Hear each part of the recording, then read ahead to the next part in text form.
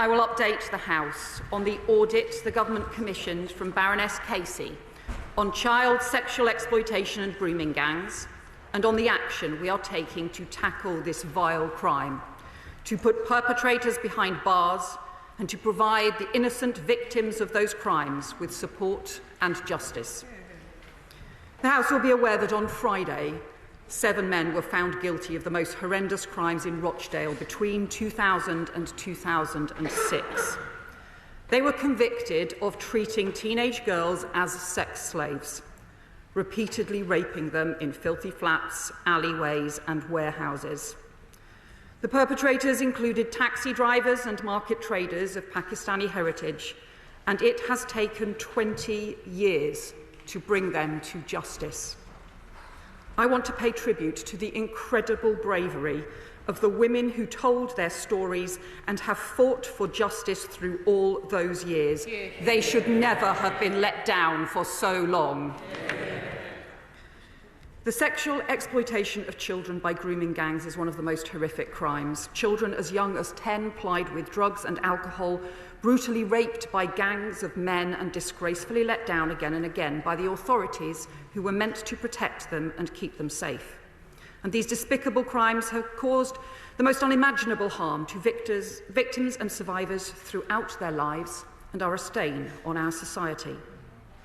5 months ago, I told the House our most important task was to stop perpetrators and put them behind bars. I can report that work is accelerating.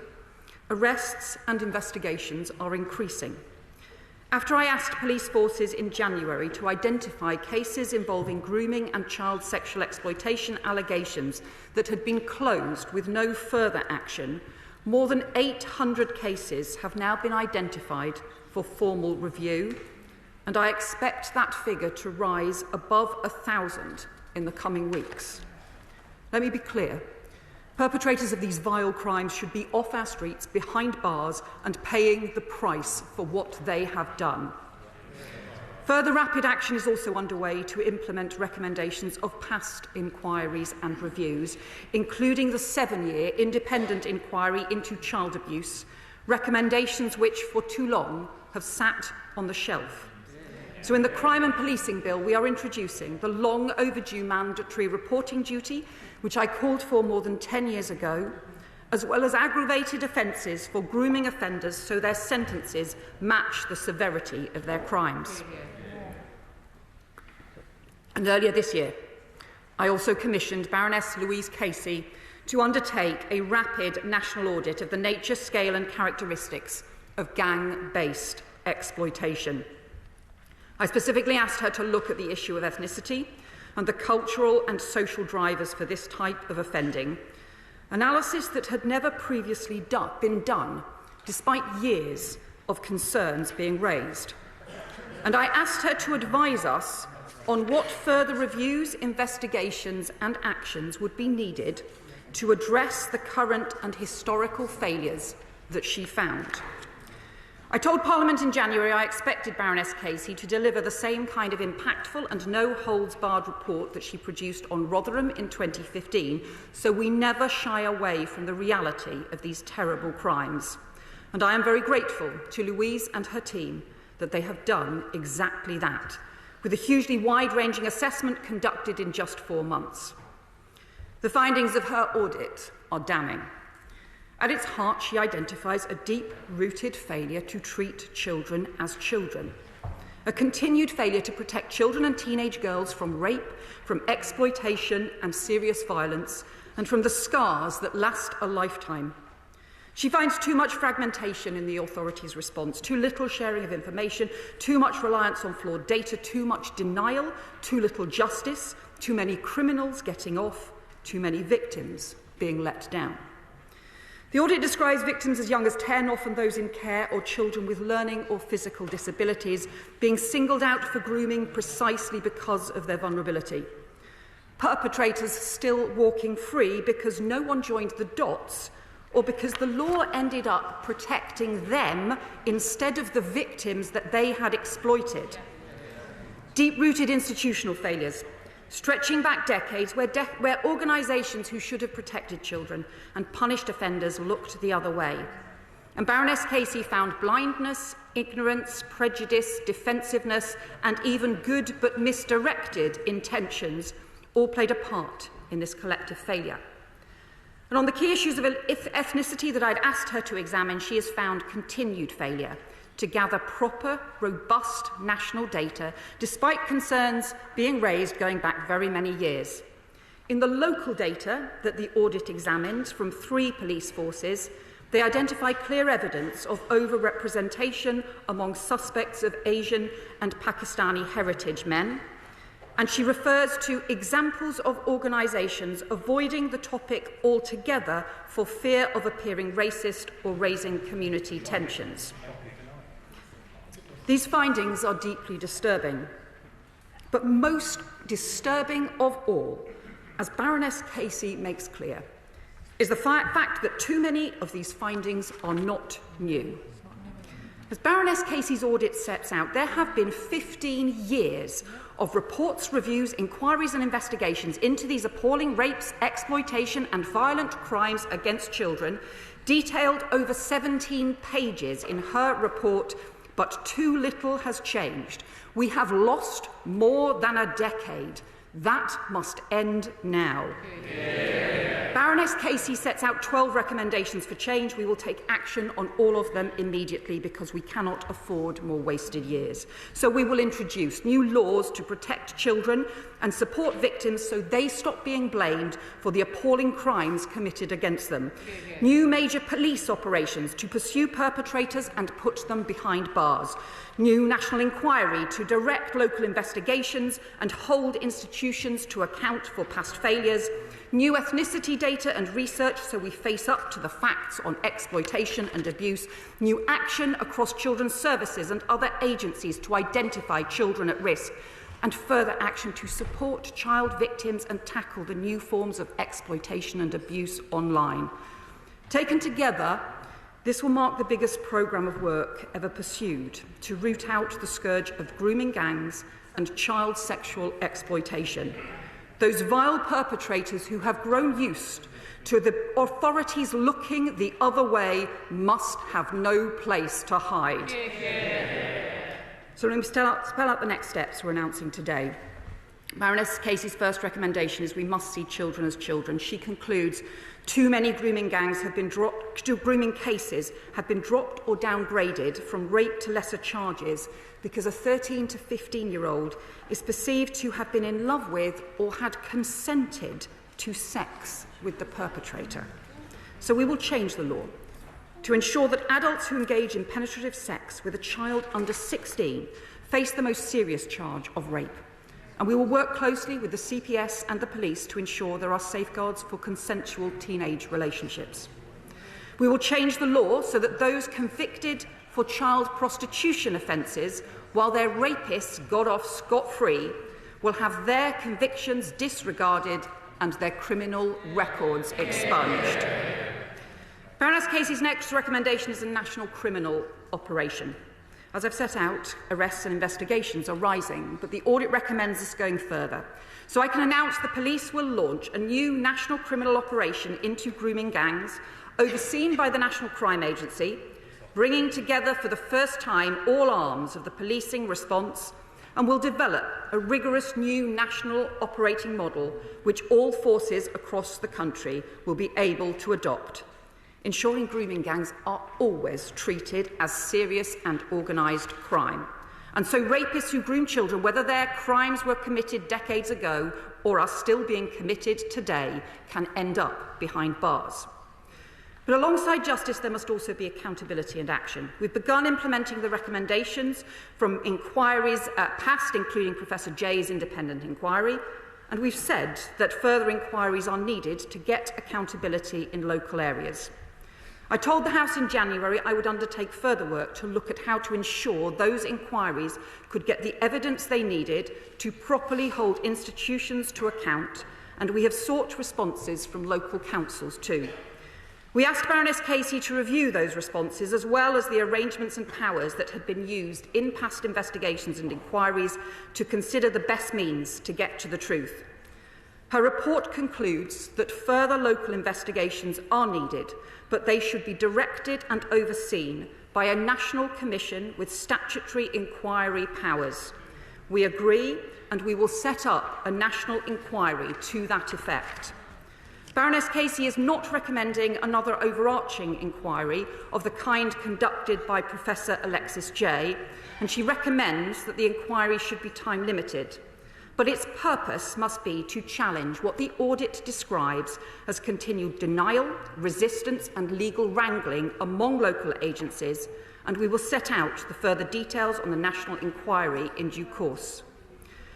Mr. Speaker, I warned in January that the data collection we had inherited from the previous government on ethnicity was completely inadequate. It was only collected on 37% of suspects. Baroness Casey's audit confirms that ethnicity data is not recorded for 2/3 of grooming gang perpetrators, and she says it is not good enough to support any statements about the ethnicity of group-based child sexual exploitation offenders at the national level. I agree with that conclusion, and frankly, it is ridiculous and helps no one that this basic information is not collected, especially when there have been warnings and recommendations stretching back 13 years about the woefully inadequate data on perpetrators, which prevents patterns of crime being understood and tackled. The immediate changes I announced in January to police recording practices are starting to improve the data, but we will need to go much further.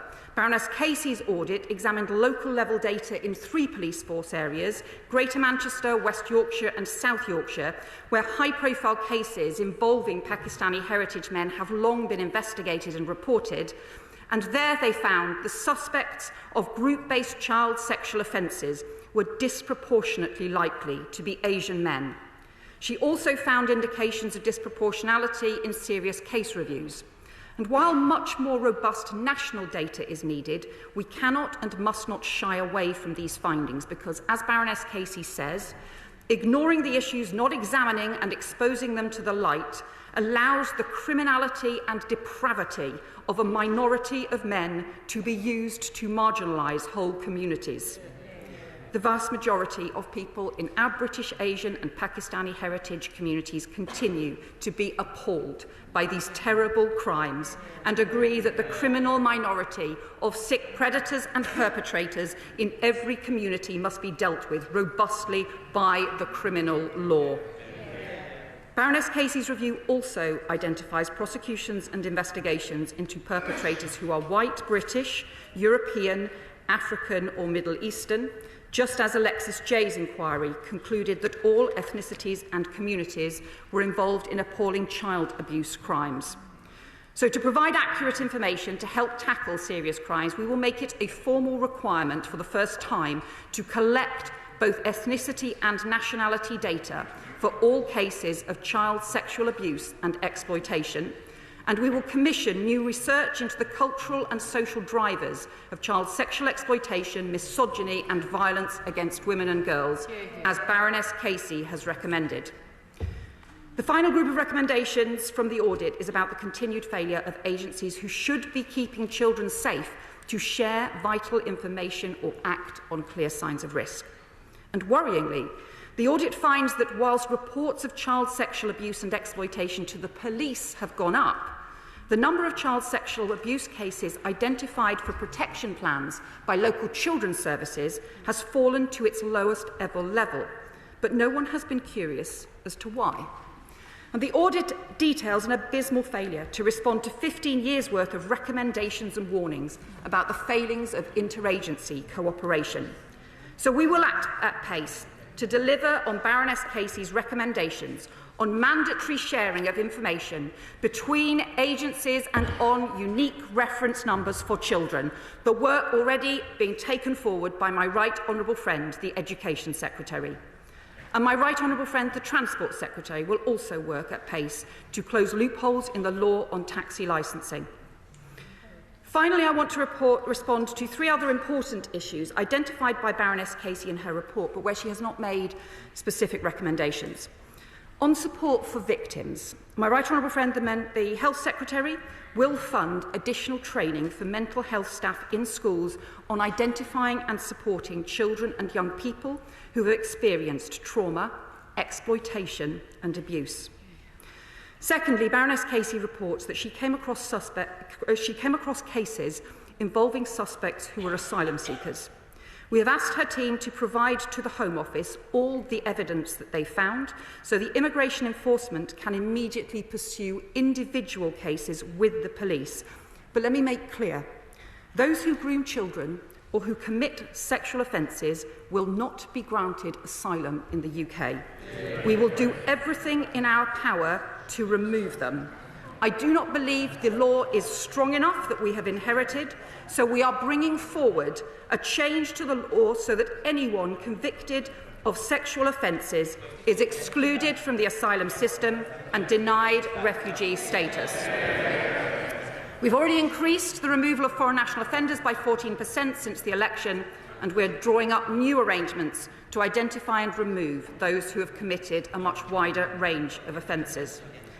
Finally, Baroness Casey describes ways in which patterns of grooming gang child sexual exploitation are changing, including evidence of rape and sexual exploitation taking place in street gangs and drug gangs that combine criminal and sexual exploitation.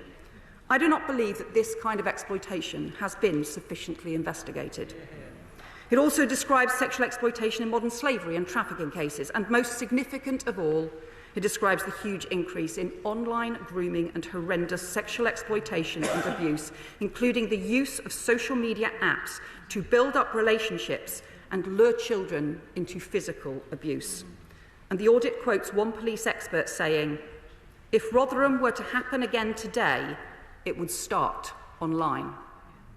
So, Mr. Speaker, we are also passing world-leading new laws to target those who groom and exploit children online, investing in cutting-edge technology to target the highest harm offenders, but we will need to do much more, or the new scandals and shameful crimes of the future will be missed.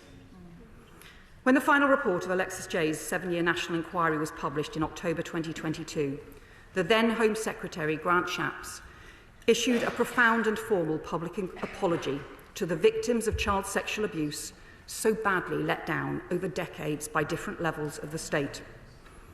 As Shadow Home Secretary at that time, I joined him in that apology on behalf of the opposition and extended it to victims of child sexual exploitation too. To the victims and survivors of sexual exploitation and grooming gangs, on behalf of this and past governments and the many public authorities who let you down, I want to reiterate an unequivocal apology for the unimaginable pain and suffering that you have suffered and the failure of our country's institutions through decades to prevent that harm and keep you safe. But words are not enough. Victims and survivors need action. The reforms I've set out today will mean the strongest action any government has taken to tackle child sexual exploitation, more police investigations, more arrests, a new inquiry, changes to the law to protect children, and a fundamental overhaul of the way organisations work to support victims and put perpetrators behind bars. But none of this will work unless everyone is part of it, unless everyone works together to keep our children safe.